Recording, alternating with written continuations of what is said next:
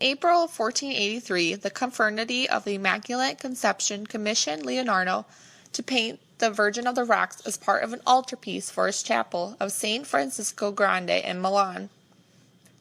The painting was done on wood panel, which was originally going to be added to a larger sculpted altarpiece for the chapel. This is Leonardo da Vinci's The Virgin on the Rocks, a painting so good he may have painted it twice. One in the Louvre and one in London. We're going to focus on the one in the Louvre today.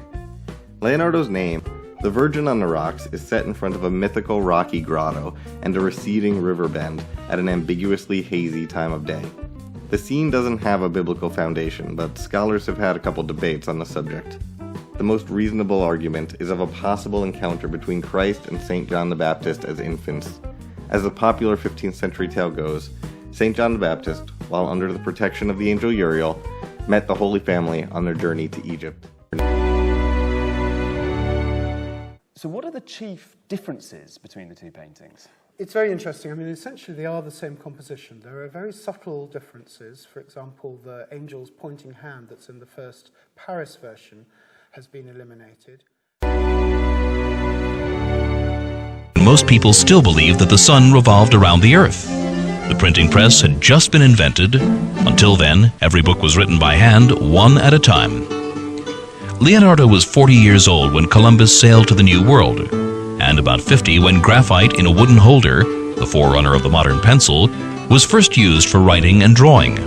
Leonardo da Vinci contributed to every facet of the Renaissance.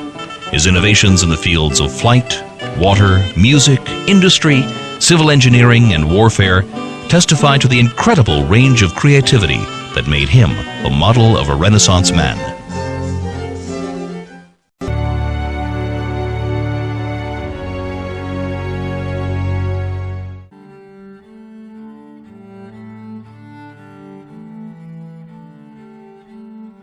What we want to do is take the visitor on a journey. So from the places that Leonardo was familiar with to his interests in light and shadow and optics. We want to take you in the studio where he's working. We want to take you to the National Gallery's own conservation studio where the research was done on the picture. And then we want to take you to the church for which the picture was made that no longer exists.